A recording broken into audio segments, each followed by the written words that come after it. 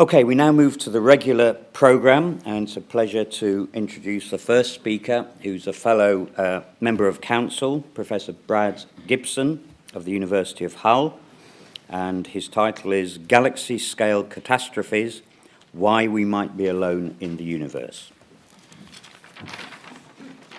Thank you, Joe.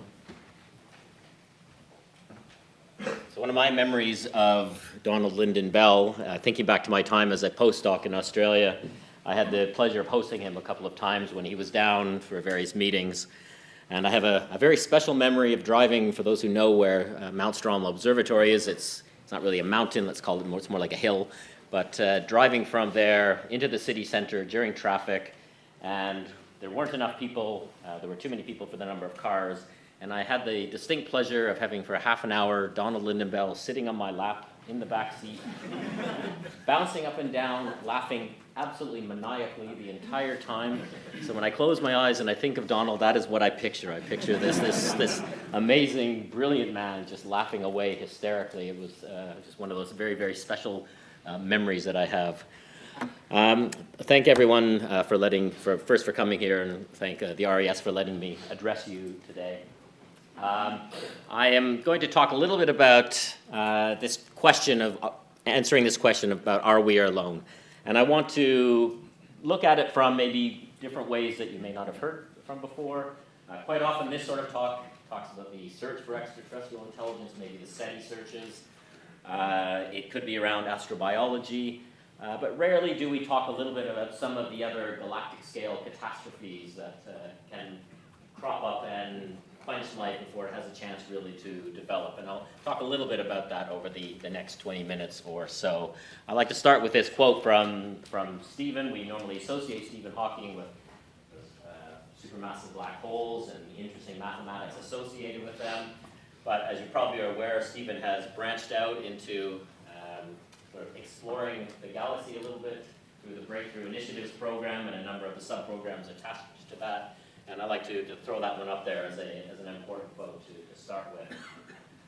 Another thing that I do like to start with, because it is probably one of the more common questions that I get. First, the E.A. Milne Center for Astrophysics is not named after Alan Milne, the creator of Winnie the Pooh and characters, but Arthur Milne. They do have some similarities in terms of contemporaries. Alan was more attached to the army side of things in the first half of the 20th century, and as I'll talk about in just one second, Arthur Milne, our namesake, was attached to the Navy side of things. Now, when I moved to the University of Hull about 2.5 years ago, I did a little bit of homework, thinking ahead to establishing a research center within the university and looking at the history of the region, trying to find if there were some interesting cosmological or astrophysical links, and came across the fact that Arthur Milne was born and raised there. And coinciding around with the time that I arrived was the publication of his biography by his daughter Meg, who surprised me by showing up for my talk and is right in the middle of the room. For those who don't know, Arthur was a contemporary of Einstein. They had some similarities in the sense of being interested in relativity. There is the Milne cosmology, the Milne model, which is sort of a variant. It's one of the solutions to the Friedmann-Walker-Lemaitre equations. It's not the one that is favored by observations today. It works if there's absolutely nothing in the universe and the universe has negative curvature, but it's a very beautiful, elegant solution. He also worked a lot on stellar atmospheres, and it was through that expertise that he ended up working sort of the Naval Reserve down in Portsmouth at the HMS Excellence, working on the development of anti-aircraft gunnery technology, World War I being really the first war that you had to worry about fighting in a third dimension, really, worrying about echolocation techniques and the sounds of zeppelins behind clouds and planes, and use that knowledge about atmospheric pressure, how sound varies with altitude, with wind conditions, to feed into the development of these new anti-aircraft gunnery technologies. And for the people in the room who don't know, Arthur Milne was president of the RAS, like John, towards the last couple of years of World War II. If you do have a chance to go through the archives and talk to the librarian here at the RAS, John Prosser, there's just an incredible wealth of information, and in the archives, I with her help, was able to dig out Arthur's signature on one of the council meetings, much like we sign the books at every council meeting today. He's also one of only 12 scientists in the world to win this sort of triumvirate of astrophysical medals, the RAS Gold Medal, the Royal Society Medal, and the ASP Bruce Medal. And I'd like to mention in passing that 2 of the 12 people in the world are actually from Hull, which is sort of small number statistics, but I like to use that one anyways. We had the opening of the Milne Center 2.5 years ago. I think it's not working now. And we had representatives from the Commander of the Royal Navy in recognition of the role that he played in the development of this technology for World War I. A big part of what we do is driven by outreach and engagement. I'm not naive. I know that is what the university, that's my primary task, is in increasing the numbers in STEM across the board, not just in astrophysics. And so a large part of what we do is driven by, at least twice per week, we are in one of the region's colleges or schools. We have a very ambitious outreach and engagement plan with these colleges and students. We bring in upwards of 50 college and school kids per year to do research internships, not just sort of shadowing us, but actually getting involved in very hands-on, hardcore, world-leading research. And I think part of the reason why we have been so successful over the last 2 years in growing our numbers has been this commitment to engage with the region. Hull is it's the poorest city in the country that has a university, has one of the lowest socioeconomic scores in the country, and we have different challenges that we face in terms of recruitment into areas like physics or astrophysics or mathematics that maybe other areas of the country don't face. And so we've had to rethink our recruitment and how we engage with the local population. And as I say, that's been part and parcel of really what the main part of my job has been over the last 2 years, besides hosting the National Astronomy meeting last year. I'm still suffering post-traumatic stress about that, so I don't like to talk about that one. But we've been really successful in growing our physics numbers in a time when the population of 18-year-olds is declining. And in particular, we doubled the number of women who are now above the national average in terms of recruiting women into physics. And we've just started this week what's going to be a major campaign over the next year in terms of our changing the face of physics program. So we'll be seeing more of this appearing throughout different media outlets over the coming year. So that's just a bit of background about where I come from. Now I'm going to address this question of are we alone? So the first thing I'd like to do, and it is sort of a biased sample of the public here, I'm going to ask, I usually ask who believes that we're not alone, and then everyone's hand goes up, and I can't do the statistics. So who believes we are alone, that we really might be the only representative of life out there? Okay. Do you mean at this moment in time, or at any time? There's always one. I don't want to overanalyze the question. It's a very, very poor straw man's poll. So I understand where you're going with that. And put another way, let's say, who believes that we might be the only advanced, I don't know, however you define advanced, or communicative civilization out there? I think many of us believe there must be some sort of microbial life out there, but how many believe we might actually be the only quote-unquote? Okay. So if you ask the public, it's roughly 2/3, 1/3. Normally if I give a talk at an Astronomical Society, that's probably 99% believe that the universe is teeming with life, maybe 1 in 100 would say no. So you guys are sort of somewhere in between the general public and maybe an Astronomical Society. So I'm not going to answer this question, obviously. If it was easy to answer, it would have been answered already. But like Stephen Hawking said, it is one of the more interesting, engrossing questions that we face today. And partly it's because it interests us as astrophysicists, but it also very much interests biologists, to chemists, to theologians, to philosophers. It opens up multidisciplinary questions that other areas of science maybe struggle to cross. This is one of the ones that really captures the imagination of the public across the board.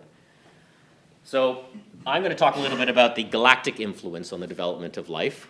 And to do that, the first thing I'm going to do is step outside of the Milky Way and play God and look down on top of it. And what you see is what you would expect, a grand design spiral. We sit sort of out in the suburbs, halfway out in the disk. You're looking at roughly 100 billion stars there that are happily rotating around more or less on nice circular orbits, going at 500,000 miles an hour. And we sit between two strong spiral arms on a little spur in this sort of rather innocuous region of the galaxy. And amongst those 100 billions of stars, you have no doubt billions upon billions of rocky planets where life potentially may develop. So that's just to give you some rough geography. When we're talking about life, I like to boil it down to a very simple equation. It's the only equation in the talk. There's no numbers here. It really is just, and you can think of it as a recipe. So you take ingredients, and you put those ingredients together in an oven, and it's got to be the right type of oven, and you have sufficient cooking time for these ingredients to come together. So this is a simple way of boiling life down to a very simple equation. So I'm going to just step through that equation very quickly and look at the various components, starting with the ingredients. And you may believe that this is reflecting a carbon bias, and that may be the case, but carbon is thought to be one of the fundamental building blocks, and an important one. And it's not simply because we are carbon-based, but because carbon is a very powerful, flexible chemical element that has the ability to combine into all kinds of really interesting, long, complex organic chains in a way that other elements do not. So despite what you may see if you're watching Star Trek, this episode Devil in the Dark with silicon-based life, there are, you cannot dismiss it completely, but silicon, even though it may sit very close to carbon on the periodic table and have similar sort of electron structure, it doesn't combine in the same way that carbon does to make complex organic molecules. It wants to form a rock, a crystalline structure. So we think that carbon is probably important if you want to develop complex life. In our solar system, it's not simply just having a pile of carbon. You need other things to form life, hydrogen and oxygen and nitrogen and phosphorus and sulfur. In our solar system, we have a unique pattern of every 5 atoms of carbon, you've got 9 atoms of oxygen. For every 5 atoms of silicon, you've got 6 atoms of magnesium. If some of those numbers were flipped the other way around, statistically, you would not end up getting rocky planets that sort of look like our rocky planets. And this doesn't work on a one-to-one argument, but just in a gross statistical sense.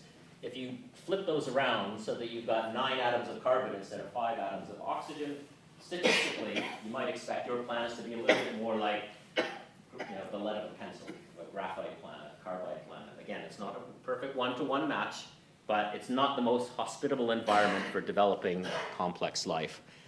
We also think water is a medium that's particularly important. Water has, it's magical in many ways. First, anything you put into water eventually dissolves. It's an amazing ability to dissolve anything that you put in it. And if you're a cell that's trying to grow, you want to be able to dissolve things from your environment, then you can bring that into your cell. And if you have waste material that you need to get rid of, water is a great medium to carry it back out again. Now, other liquids can do the trick. And you can have talks here about developing life on Titan, in methane environments. Water, there are other ones, but water works in a nice temperature range.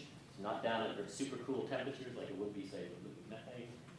So we think that water, because of that ability to dissolve anything, to extract energy from the environment, to bring it into a cell and carry it away, is a good medium for developing complex life. Not the only one, but a good one. You also need an oven, and you can have entire talks about the habitable zone around stars. If you believe that water is an important part of the development of life, then there is a sweet spot around stars where the temperature is just right. In our solar system, for a star 1 times the mass of the sun, we are in this Goldilocks zone where the Earth sits right in the middle, where we have liquid water. Mars is just outside of it currently. It likely was not in the past, and similarly, Venus is just outside of it. So maybe, on the order of 1 to 2 planets per system might sit in that sweet spot. Another thing in terms of the right sort of oven, and this is hotly debated, is what is the role of magnetic fields in helping life develop? Magnetic fields are a great way to deflect. If you've got high energy cosmic rays, high energy charged particles that are bombarding you, they're coming out of the sun, come back to what happens when they're coming from the other direction from nearby stars. But these magnetic fields are a protective sheath. It allows these charged particles to wrap around us rather than slowly evaporating the atmosphere, which is likely to be one of the reasons that Mars does not have an atmosphere, because it doesn't have a magnetic field. Conversely, Venus doesn't have a magnetic field either. So not every planet has one, but we've got one, and we think it plays a role. And again, whether it's a major or minor role is a bit unclear right now. I'm going to take just a little bit of food for thought on our solar system. Is it unique? Well, if you take a plot of the distribution of masses of all the extrasolar planets that we know about, you see this bimodal distribution. There's a pile of planets with masses around Jupiter. This is a log scale. And then down around 1/100th the mass of Jupiter, there's a large population which we call super-Earths, things that are 2, 3, 5, 10 times the mass of the Earth. And then I've noted where the planets in our solar system sit. And one thing that you notice right there is small number statistics, but our solar system does not have any super-Earths. So we're missing planets in there. So that is something different than the vast majority of the planetary systems we know about right now, based on the data that we have in hand. If you plot the distribution of the distances of planets from their host star in astronomical units, here's Mercury, here's Jupiter, what you notice again is that most planetary systems have planets a lot closer to their star than ours. Our solar system is different than the ones that we have characterized to date. Another thing that is possibly important is that if you take a look at, we're sort of unique again. We've got a moon, which is roughly 1/100th the mass of our planet. That is not entirely common. Now, we don't have a lot of statistics observational on this, but we know from simulations that this happens maybe 1 in 10 times. Now, having a heavy moon around the planet is good for a number of reasons. One particular reason is that it helps fix our axis of rotation so that it's not sort of wobbling around all over the place. It sort of anchors it. It stops us from having wild climatic changes every few million years or so by having the orbit, the spin orbit sort of moving around. So having that stabilizing effect probably does help.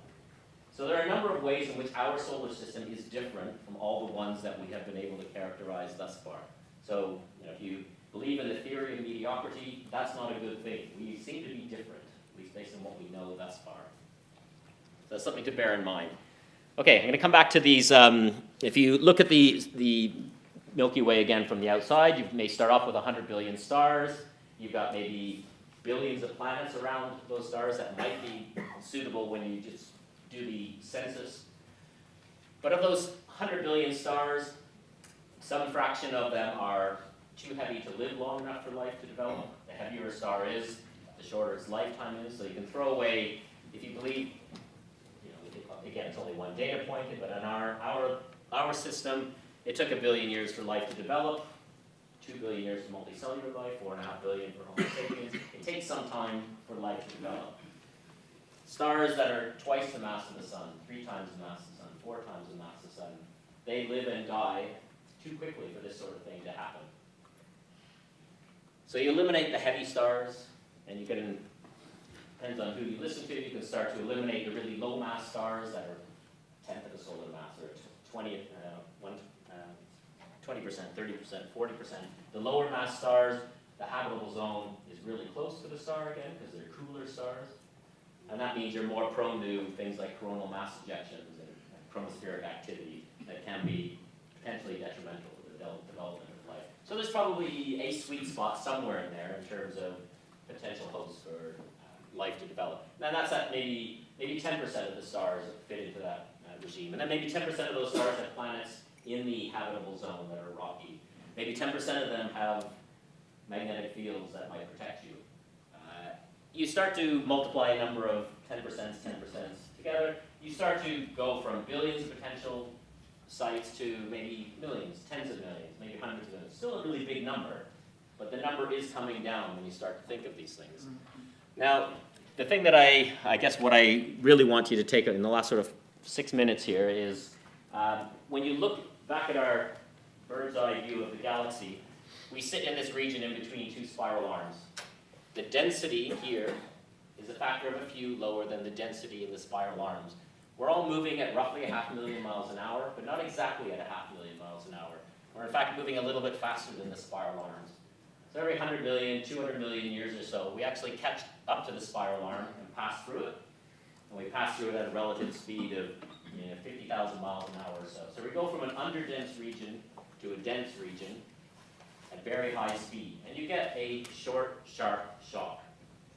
At the same time as that is occurring, our solar system is moving not in a perfectly flat plane, but it's bobbing up and down. Every 30 million years or so, it goes to the midplane of the galaxy, where again, the density is a factor of 3 or 4 higher than it is above or below the plane. So again, on these orders of 30 million, 50 million, 100 million years, you're getting short, sharp shocks that will influence things. Now, for the most part in our solar system, it's irrelevant, because the only thing that matters dynamically is the sun. We're sort of oblivious to all these things that are happening away from us. But the analogy I like to use is of an aerial swing, where in a nice calm conditions, everything is beautifully symmetric. If you have gusts of wind, then you can start to break that symmetry. If you have very strong gusts of wind, then you can get something like this happen that happened a couple of years ago at the Cardiff Winter Wonderland. Now, we don't have exactly the same setup, obviously, but we do have an Oort cloud that is surrounding us that goes out to half a parsec or so, from 100,000 AU, billions, if not more, comets floating around out there with our solar system that we know and love sort of hidden down right there at the very bottom.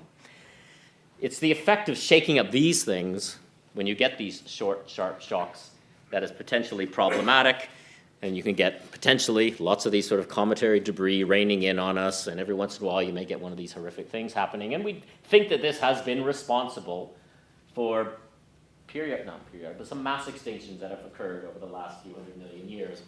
Now, if you go through the data and just count up the number of large craters on the Earth, and then look back as a function, age date them as best you can, and look back as a function of time, you don't see any strong periodic pattern there. It does happen, and it probably does lead to mass extinction, but there's no clear pattern there every 30 million years or every 100, 150 million years. So this you could look at as an optimist and say, while these things do happen, it's more random than the sorts of events that I've just been talking about here. But it does happen, and something that maybe is slightly more worrying is if you take brand new data from the European Space Agency's Gaia mission, and you take all the stars for which we can currently track their orbit very accurately, wind the clock forward in time to see where those stars are going, and wind the clock backwards in time to see where they come from, you can see how often does a star actually come really close to us. So forget about these gravitational shocks that I've just been talking about. Just think about how often does a star actually come to us, because that sort of thing can also lead to a short, sharp gravitational shock as well. And this is a plot that shows the distance that these stars get away from us. So this, for scale, these are in parsecs here, so the Oort cloud would be about this size right here. And those with a keen eye will see a little green circle that I've marked right there. It's Galisa 710. Which in about 1 million years' time will pass within about 10,000 AU. So it will go deep down into the center of the Oort cloud, about 40 times the orbital radius of Neptune. And it's going to go through at not a rapid speed, it's going to go through sort of slowly at the speed that Jupiter has, about 15 kilometers a second. So this is not some distant flyby, this is a star 60% of the mass of the sun that's going to fly right through our Oort cloud. That is going to shake things up. What the damage will be, who knows, but it's going to happen, and it's going to get very close to us. So this is something to think about. And then the last thing I'll end on is, again, coming back to these spiral arms. Not only are they denser, and so they provide a gravitational shock. This is where all the star formation in the galaxy is occurring.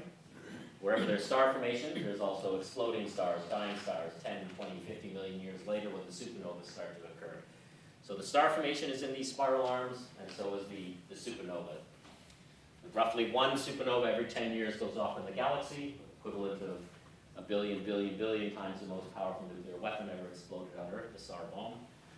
If it explodes over there, and we're over here, it's not a problem, it's far away from us. If it explodes really close to you, it's potentially problematic just because of the sheer energy involved. And so if you were to, this is a supernova remnant, the has a radius of about 30 light years or so. There's much debate in the literature as to what the lethal radius is for a supernova, how close you have to be before you completely obliterate your biosphere. The number is somewhere between sort of the rate, no, this close, maybe 10 light years away, maybe it's 30 light years away. But the debate is, arguing about these sorts of numbers. This does occur, it happens, it probably happens statistically every 100 million, 200 million years as well. We know what happens. It was only about 10 million years ago that the Earth was about 100 light years away from a star that exploded. And we can see the evidence of that in the form of debris, of interesting radioactive isotopes of iron-60 that sit at the bottom of the ocean that we know were captured by the Earth from a supernova that washed over it about 10 million years ago. So it wasn't close enough to wipe out life or evaporate our biosphere, but it demonstrates that these sorts of things do happen. If you want to be a real pessimist, you just look in our solar neighborhood, which stars might explode in the near future. You can look at one of the brightest stars in the sky, Antares, that's thought to be a supernova progenitor. It's moving towards us at about 10 light years every million years, and it's currently about 500 light years away. So if it held off exploding for 50 million years, it would more or less be right on top of us when it exploded. Now, of course, it's probably not going to explode in 50 million light years, but this is one of the ones that when you point at is a potential killer supernova, but it's the only one that in the short term is actually going to reach us. And if all those galactic scale things were not enough to be depressing, then you can always just look at the fact that the sun is getting hotter and more luminous, and we're going to have, in the next 500 million years or so, the surface temperature will change from now to 20 degrees to 50 degrees. All the water will boil off, and we'll start a whether it's a runaway or moist greenhouse effect. So potentially before any of these things happen anyways, Earth will be uninhabitable anyway, so that's one way to look at it. And to end on a slightly more positive note, I am one of those people who do think that there is life out there. I think in my lifetime, if it's going to be found, it's not going to be eavesdropping on radio emission from nearby stars or more distant stars. I think if we're going to find it, it's going to be here in our backyard, in our solar system, with one of these various flyby missions that may scoop up some of the water that you see breaking through the surface ice on Europa and Enceladus, flying through there, grabbing some of that water, which is going to be high salinity, but it has all the other basic building blocks. If microbial life is going to develop, there's no reason to think it couldn't develop there. So I think, if you look ahead to the next 5 to 10 years, these are the missions to look for. Things like Europa Clipper if we're going to find life, I think that's where it's going to be. So that is all I wanted to say, other than end with, I do want to believe, so thank you.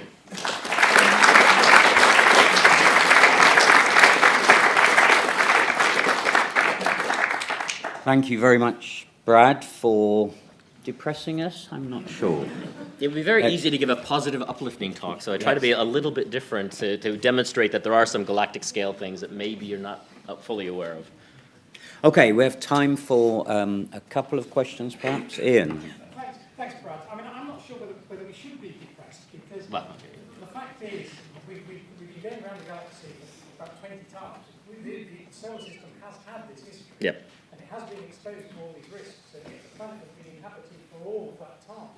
So doesn't that actually kind of negate the idea that there's anything in the galaxy that's, it poses an existential threat? Because if there was, we wouldn't be here now. Yeah, I mean, you're playing the statistics. Really lucky. So, it depends how often these things occur. If it happens every 100 million years, then yeah, we've gone through 100 of these things. If it's more like 1 billion years, it's like 10 of them. Where we sit, we're also in a sweet spot as well, because we're at co-rotation, where we're almost moving at the same speed as the spiral arm. So we don't actually get this. If you moved a little bit inwards or a little bit outwards, then the sorts of effects I talked about would actually be more regular. But you are absolutely right. So this is one of the positive things to take from it, is exactly what you've just said. We are still here. There have been mass extinctions in the past, whether they're probably not triggered by things like spiral arm crossings and mid-plane crossings, but the sort of things that are more just random things have shooken up the Oort cloud. And So I think that is the positive spin. We are still here. Okay, that was not a short question and answer, so I'm afraid I'm going to have to cut it short and move us on. Before you go, it was very interesting that you told us about E.A. Milne, and you mentioned that E.A. Milne's daughter is here. Indeed. And I think it's a good opportunity to acknowledge that in fact, Meg Weston-Smith has given money to the Society, and that forms the basis of the Milne Travelling Fellowship, which young fellows of the Society are able to apply for, and we're very grateful for that bequest. No, I think without the support of the family, I mean, we've gone from 0 to now 27 staff and postgraduates, and we've had ads out for another 7, and a large part of that is because of the support that Meg and her family have provided. Yeah. Okay.